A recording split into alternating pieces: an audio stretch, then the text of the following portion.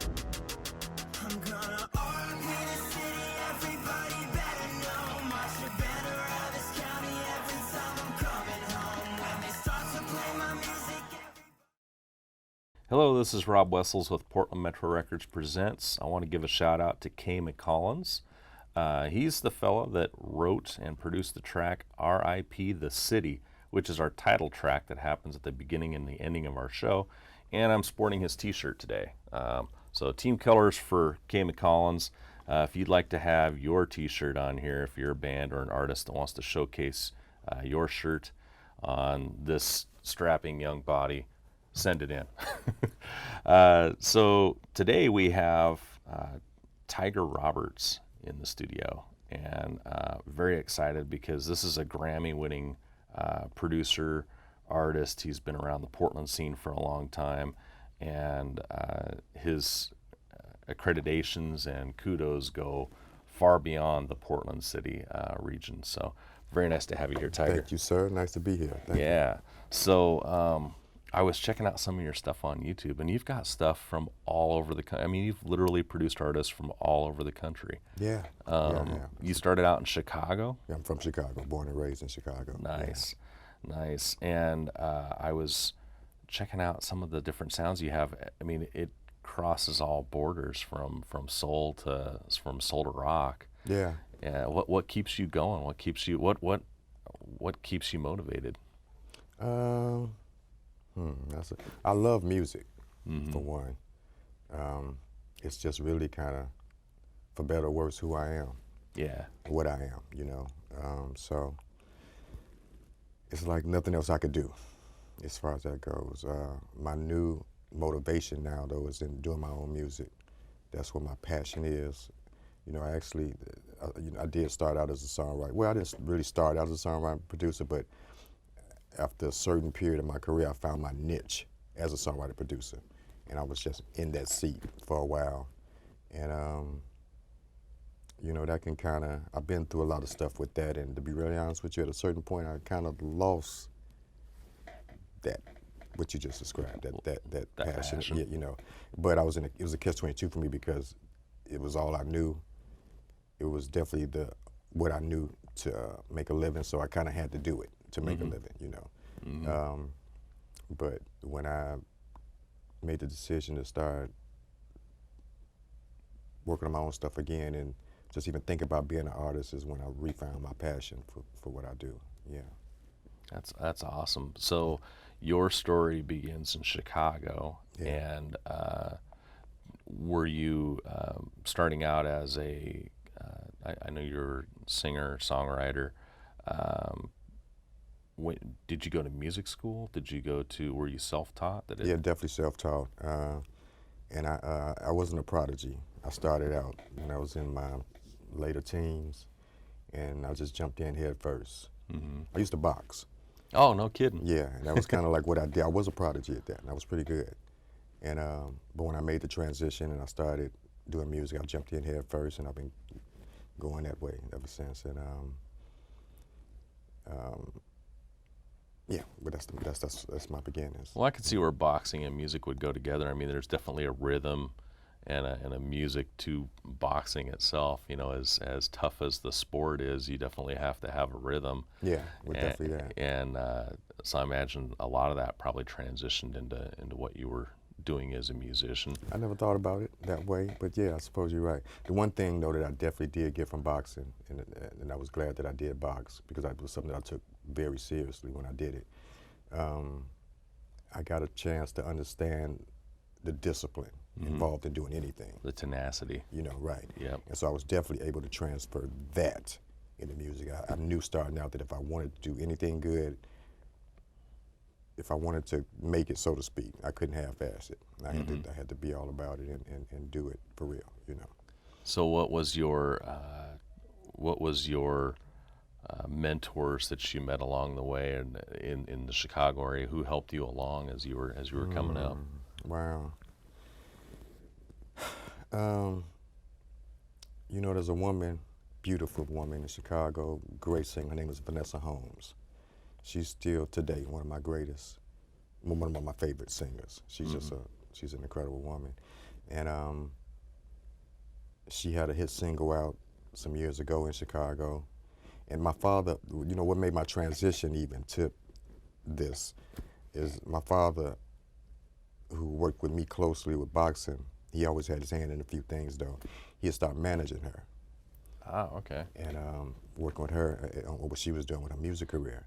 And one time I heard them talking about, you know, going to the studio to record something that night. So I asked him, would it be okay if I come through, you know? And he said, yeah.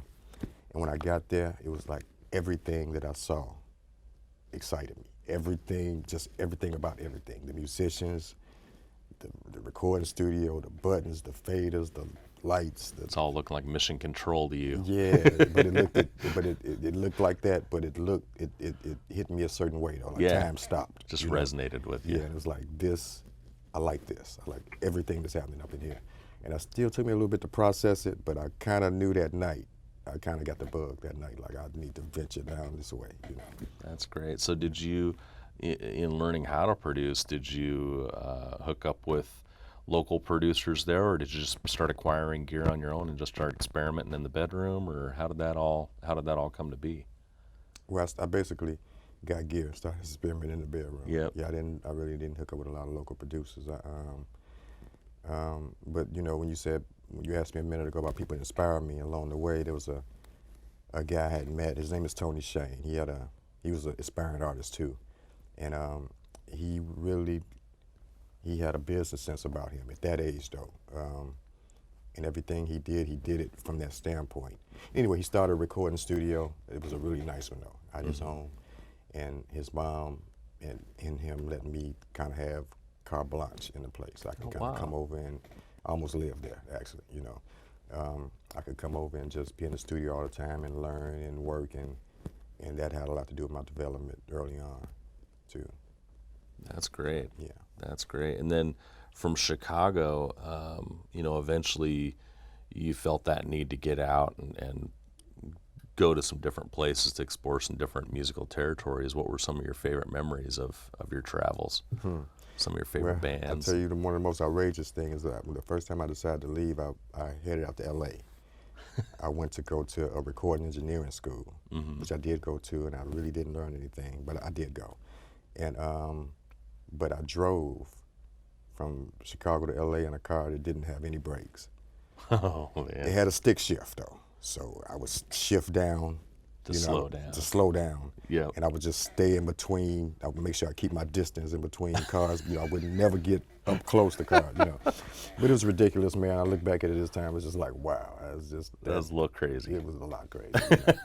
It's lucky you're here. Yeah. Yeah. But that thing was that whole trip was definitely an eye opener.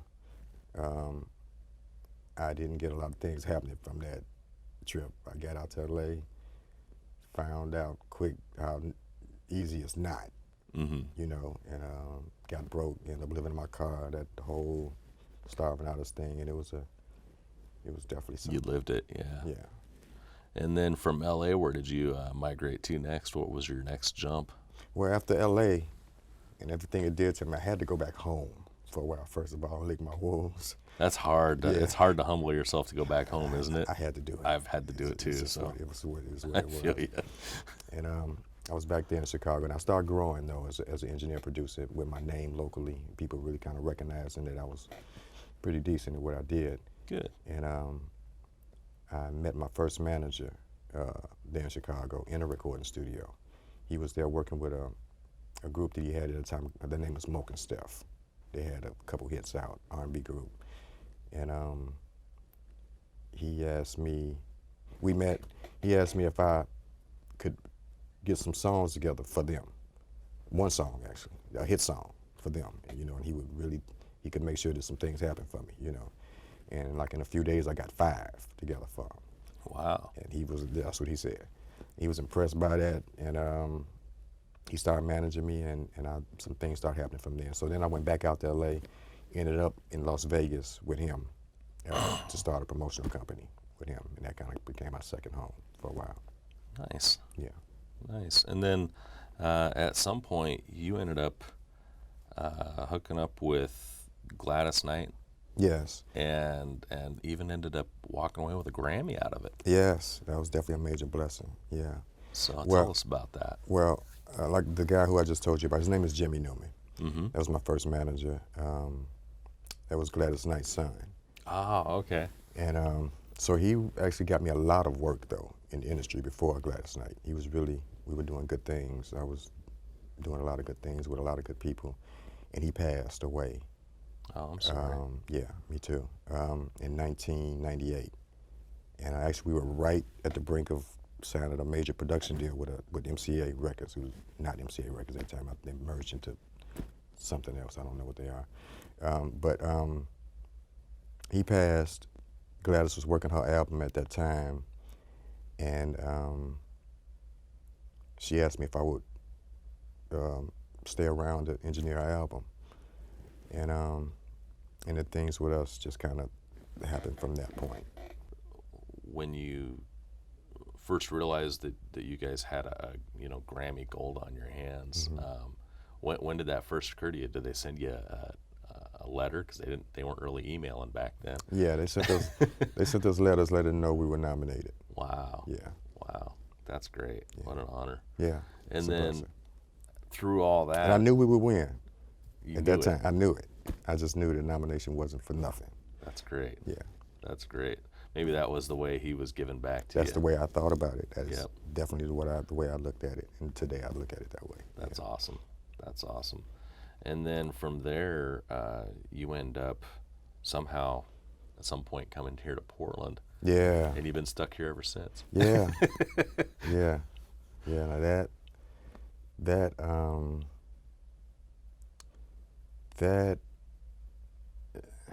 so many. The story about that is longer than you have to talk to me, honestly. I understand. But I can say this though.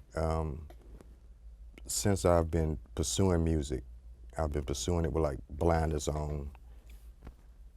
It's just been all about that, you know. And I've been the type of guy that anything that I thought would give me an advantage, a heads up in this, I would do it. So, like I went to LA in the car with no brakes. I'm the type of guy who would have picked up and left in no time's notice to go to another city. If I would think that it would give me not take me just everywhere I'm trying to go, but just give me an advantage, give me closer. You know what I mean? You know, I would do that. And I can tell you that Portland is a city that I would have never ever made a decision to just come to for the purpose of trying to, the way I got here, I was dead against it. A guy had asked me to come here for a while to start a business with him, and I was just like, no. You know, I don't even know why I was prejudiced against Portland. Sorry, Portland. But I just I didn't do it. I wouldn't go. I couldn't see it. I just didn't think this could be a place that I could do the things I'm trying to do. A long story short, though, one time he ended up catching me at the right time, and he put it in a way of like, just come take a vacation for a little while, you know, few weeks. If things don't work out, no problem, you know. And when he put it that way, and I felt like I didn't have to make a commitment, I guess I really focused on the vacation part of it. I was like, okay, well, let me come do that, you know. I got here. That situation didn't work out, first of all, but I found a recording studio here. That was just a great studio. It was expensive, but it was a turnkey recording studio. So all the equipment was in it already, and it was just the type of studio that would have cost me $10,000 to maybe $20,000 a month in LA, a bigger studio, and I knew that, you know. And so I got there, got the place, and then I got a chance to see how the music scene was here. Like I was telling you before we started talking. I've been a lot of places, and the music scene here is like, it's just different than any place I've been. The people here appreciate live music in a way that I've never seen before, and it was because of that that kept me here, and it was because of that that really inspired me to really go in strong on what I'm doing right now. Sure. As far as working on my own stuff and my own project and being an artist again. So I have to thank Portland a lot. And I have to thank God, the higher power, however you want to put it, because it was like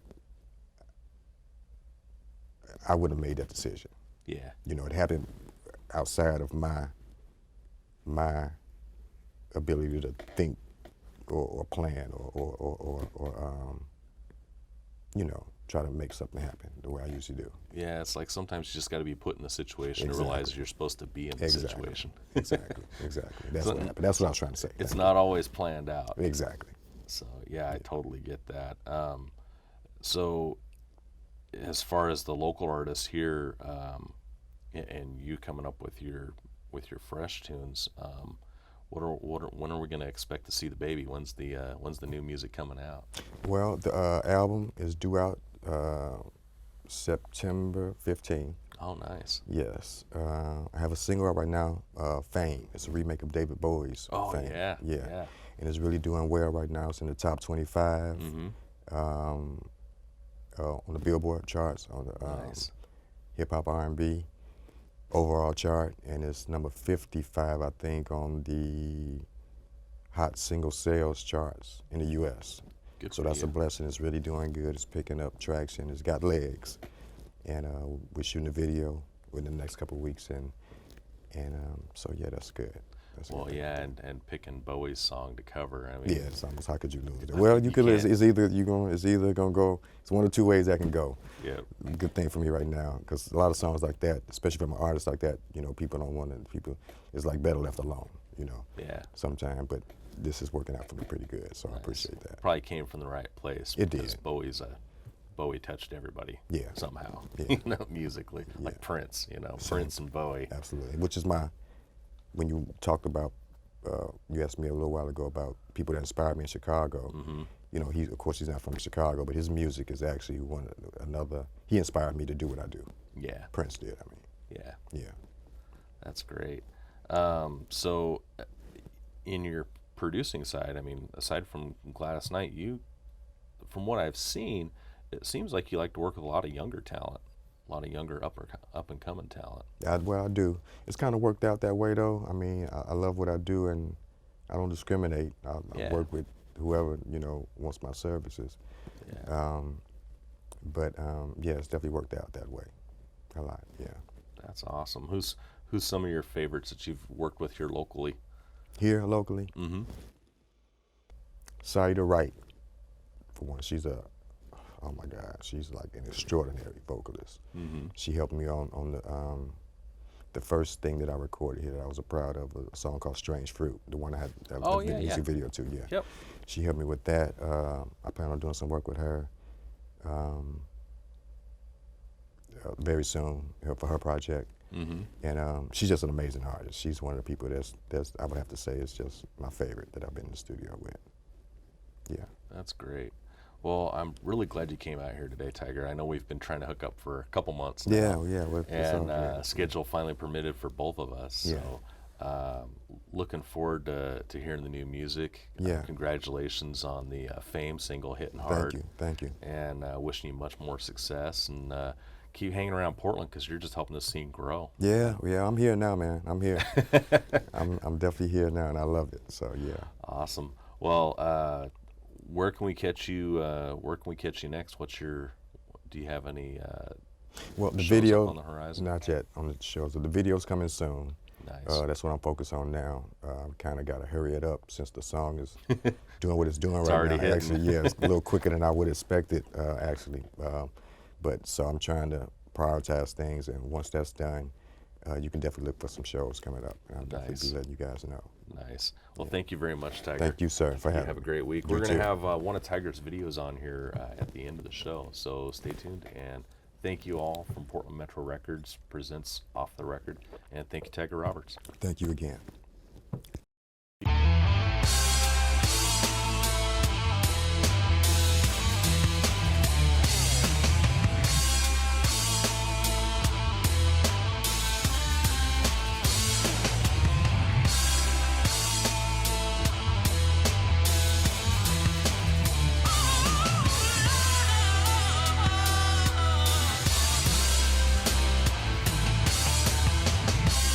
I've tried to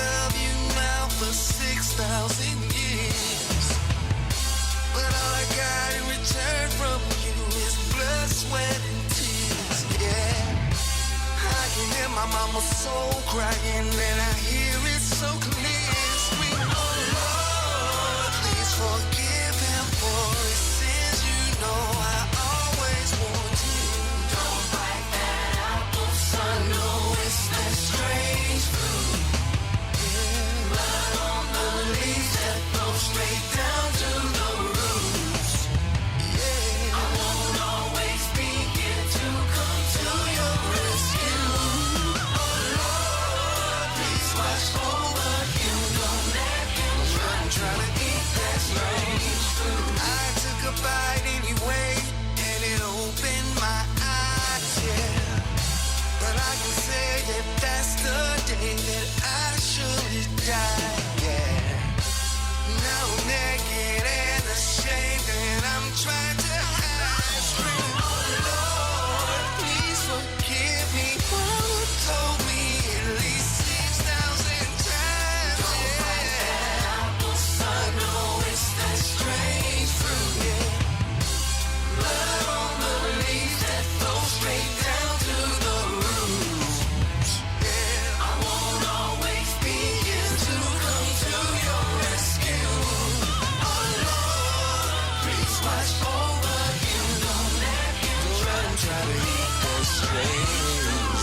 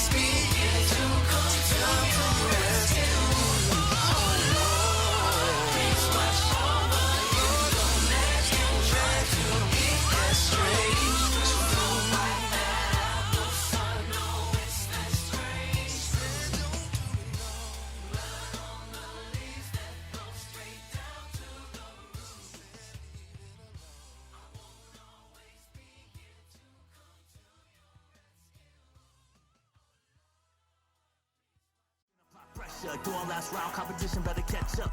Never slay opponents and I spare none. Call a coroner, put them back together, leave them all severed. They ain't on my level, gotta be careful, wordplay clever. Hell raising when I'm trailblazing. Winning on the road and it feels amazing. But when I come home, everybody's favorite. Get love from the city when they start parading. Celebration, they know the winner. We get things popping in the motor center. 5 on the clock, got 4 defenders. DL with a shot when I go to finish. History in the making, behold and witness. Victory is mine, I'ma go the distance. And anyone dare try to come against it, poke holes in your whole offensive. My coalition, they're blazing nation. I dare them try to stop us. They stare and watching.